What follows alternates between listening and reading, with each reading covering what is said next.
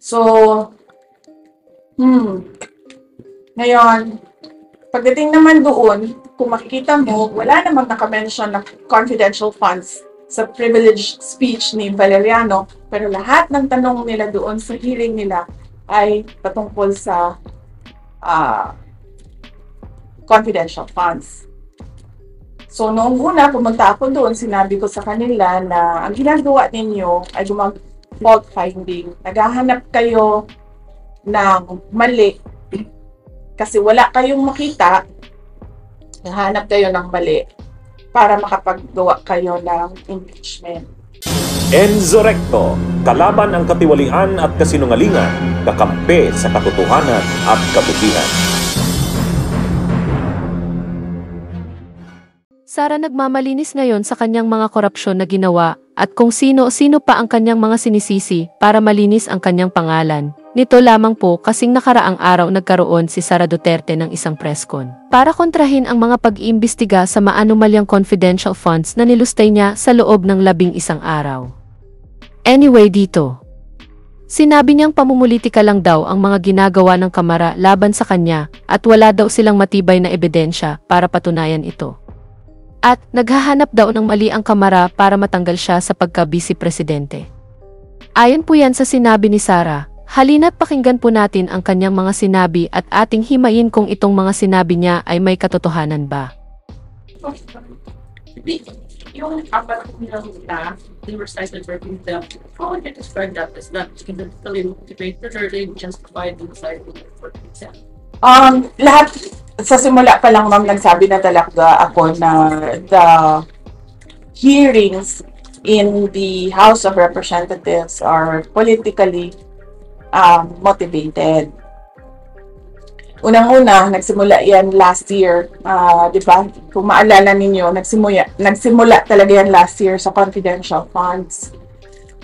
May meeting na nangyari with the Makabayan Bloc, and hindi naman tinago yon, pinost naman sa social media, Makabayan Bloc and Speaker Martin Romualdez. Then they started attacking the budget of the Office of the Vice President. When in fact, pag-submit ng budget na yan, pag-submit ng depart ng office ng budget, nasa NEP na yan siya. Ibig sabihin, pag nasa NEP siya, in-approve na siya ng President because that NEP is the submission of the President to Congress of his proposed budget. So, pagkatapos ng meeting nila, nag-hearing na sila noong budget and lumabas, nang nag-hearing sila ng budget ng Commission on Audit, lumabas ang AOM. Audit Observation Memorandum ng COA. In a span of 4 days, lumabas yung kasunod na AOM. So para bang para bang meron silang collusion noon na dito natin aatakihin, ito yung gagawin natin. So lumabas nga yung AOM, sinagot naman namin yung mga AOM because we fully respect the mandate of COA to audit funds, no? So, sinagot namin, tapos, ang sumunod nun ay nasagot namin. Nagkaroon kami ng notice of suspension. Doon sa notice of suspension, sinagot din namin sa COA, and then nagkaroon kami ng portion ng notice of disallowance. Now, ngayon, pagdating sa notice of disallowance, meron kami 6 months to appeal. So, ibig sabihin doon, hindi pa tapos yung audit. Tapos, noong budget hearing na for calendar year 2025, nakita ninyo, ako na lang yung mag-isa na pumunta doon. Kasi sinabihan na ako ng mga kaibigan ko sa loob ng House of Representatives na walang budget hearing na mangyayari. Ang gagawin lang nila is aatakihin kanila sa confidential funds. So, ang ginawa namin, binitawan namin yung budget namin. Sinabi namin sa Congress, since you have the power of the purse, then you can do whatever you want with the budget. Kung gusto niyo bawasan, go ahead. Kung gusto niyo dagdagan, go ahead. Bahala kayo. Anyway, mga katrabaho pa naman kami. Kung ano yung maiwan, yun yung gagamitin namin para magtrabaho. So, yun. So they started attacking me in the budget hearing. Hindi nila magawa kasi nga binitawan na namin yung budget. Sinabi namin sa inyo na yan. Ang ginawa nila, what they cannot do in the budget hearing, they created a privileged speech ko noon, questioning yung mga ginagawa na projects ng Office of the Vice President, and then they referred it to the committee. And then the committee did the hearings doon sa privilege speech ni Congressman Valeriano, was it? So, ngayon, pagdating naman doon, kung makikita mo, wala namang nakamention na confidential funds sa privilege speech ni Valeriano, pero lahat ng tanong nila doon sa hearing nila ay patungkol sa confidential funds. So, noong una, pumunta ako doon, sinabi ko sa kanila na ang ginagawa ninyo ay fault finding. Naghahanap kayo ng mali kasi wala kayong makita, naghahanap kayo ng mali para makapaggawa kayo ng impeachment.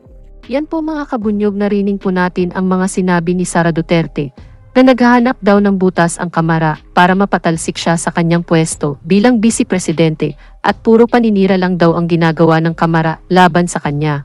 Unang-una, hindi mo pwedeng takasan ang korupsyon na iyong ginawa sa iyong confidential funds na nagkakahalagang 125 million pesos na nilustay mo lang sa loob ng 11 araw. At hindi naman pwedeng kalimutan na lang iyon, di ba? Dapat magpaliwanag ka ng mabuti at malaman ng maayos kung saan-saan ito napunta. Dahil ayon sa lumalabas na imbestigasyon sa Kamara, ang lalaki ng paggastos mo sa iyong confidential funds. At meron pang mga hindi mapaliwanag na pagkawala ng pera na galing mismo sa iyong confidential funds. And yet, ang lakas mong magmalinis, hindi ka nga makadalo sa pagdining para linisin ang iyong pangalan. Hindi sapat ang press con lang para justified na wala kang ginagawang kasalanan. Dapat hinarap mo silang nagbabatikos sa iyo doon sa Kamara at patunayan mo na mali sila. Diba? Pero ito patago-tago na lang at hinahayaan ang COA ang sumagot sa iyong mga kabalbalan. Nakakatawa ka, in the first place, hindi dapat ang COA ang sumagot ng mga kamalian mo, dapat ikaw. Puwera na lang kung totoo ang mga binabatong aligasyon laban sa iyo, kaya ka umiiwas doon, at yung sinabi mo na walang matibay na ebidensya ang Kamara para ma-impeach ka. Diyan ka nagkakamali. Ito, panoorin mo itong balita para malaman mo ang mga dahilan ng iyong pagkatanggal sa iyong pwesto. Rosalie, ano yung batayan na nakikita ng committee dyan sa Kamara sa posibleng impeachment complaint laban kay VP Duterte? Aga, naniniwala si Manila Representative Joel Tua, chairperson ng House Committee on Good Government and Public Accountability, na meron ng 2 potential grounds para sa isang impeachment complaint laban kay Vice President Sara Duterte kaugnay ng umano'y maling paggamit ng confidential funds nito noong 2022 at 2023. Ito ay ang graft and corruption at ang betrayal of public trust o pagsira sa tiwala ng publiko, lalo na kung hindi anya maipaliliwanag ng maayos ng pangalawang Pangulo kung saan ginamit yung mga bilyong pisong halaga ng pondong ito. Ang House Committee ang nag-iimbestiga sa ginawang paggamit ng confidential funds ng Office of the Vice President at ng Department of Education nang ang Vice Presidente pa ang kalihim ng kagawaran. Partikular na yung 125 million pesos ng OVP noong 2022 na ginamit lamang sa loob ng 11 araw. Gayun din yung unaccounted for o hindi alam kung saan ginamit na 15 million pesos na halaga ng confidential funds naman ng Department of Education noong 2023. Yan po mga kabunyog, narinig po natin ang balita. Kaya hindi pwedeng sabihin ni Sara na wala man lang makitang kamalian ang Kamara laban sa kanya. Ito mga kabunyog, malinaw sa balita, graft and corruption at betrayal of trust, ang posibleng rason para ma-impeach itong si Sara sa kanyang pwesto. At hindi lang yan ang posibleng kaharapin niya kung matanggal siya sa pagka-Vice Presidente. Dahil posible rin siyang makulong dahil sa kasong ito. Posibleng kasuhan ng plunder si Vice President Sara Duterte kung hindi niya maipaliliwanag kung paano ginastos ang 112.5 million pesos na halaga ng confidential funds ng Department of Education sa ilalim ng kanyang termino bilang kalihim nito. Pagkamal ng yaman sa iligal na paraan ang kasong plunder na hindi bababa sa 50 milyong piso at kadalasang nasasangkot sa kasong ito ang mga opisyal ng gobyerno. Ayon kay House Senior Deputy Speaker Representative Dong Gonzales, kung hindi makapagbibigay ng malinaw at sapat na paliwanag si VP Sara kung papaano ginamit ang pera, tungkulin ng mga mambabatas na ituloy ang kinakailangang mga legal na hakbang. Kabilang na ang kasong plunder upang maprotektahan anya ang interes ng publiko. Sa gitna ito ng ginagawang investigasyon ng House Committee on Good Government and Public Accountability sa paggastos ng confidential funds ng Office of the Vice President at ng Department of Education sa ilalim ng termino ni VP Sara. Sa October 17 House Committee hearing, kinumpirma ni DepEd Undersecretary for Finance Annalyn Sevilla ang issuance at encashment ng 3 tseke na nagkakahalaga ng 37.5 million pesos ni DepEd Special Disbursing Officer at close aide ni VP Sara na si Edward Fajarda noong 2023. Gayunman, walang record anya na makikita kung papaano ginamit ang pondo. Batay kay Congressman Gonzales, pera ito ng taong bayan at kailangang tiyaking nagamit ito ng tama. Ang iniimbestigahang 112.5 million pesos na confidential funds ay bahagi ng 150 million pesos na ipinagkaloob sa DepEd noong 2023, ang unang taon na nakatanggap ng ganitong uri ng pondo ang kagawaran. Para ito sa mga programang nakatuon upang maiwasan ang pag-abuso sa mga paaralan, labanan ng extremism at insurgency. Yan mga kabunyog, narinig po natin ang mga posibleng kaharapin ni Sara Duterte kung hindi niya mapatunayan na mali ang mga aligasyon binabato sa kanya ng Kamara. Ito lang ang masasabi ko sa iyo, Sara Duterte. Walang kasalanan ang hindi pinagbabayaran. Kung malinis ang iyong konsyensya, hindi ka matatakot na harapin sila at maglabas ka ng patunay na nagastos talaga ng tama ang pinagkatiwala sa iyo ng taong bayan. Or kung hindi mo ito mapaliwanag, sigurado, winaldas mo ito sa iyong kapakanan at kagustuhan. Diba? Anyway, dito na lang po ang aking topic. Mabuhay po tayo mga kabunyog. Bunyog, bunyog, halikan na kasama ka. Bunyog, kapag buklod ay may pag-asa. Luzon, Visayas, Mindanao, isa ang pananaw. Sa bagong Pilipinas ang bunyog isisigaw. Bunyog.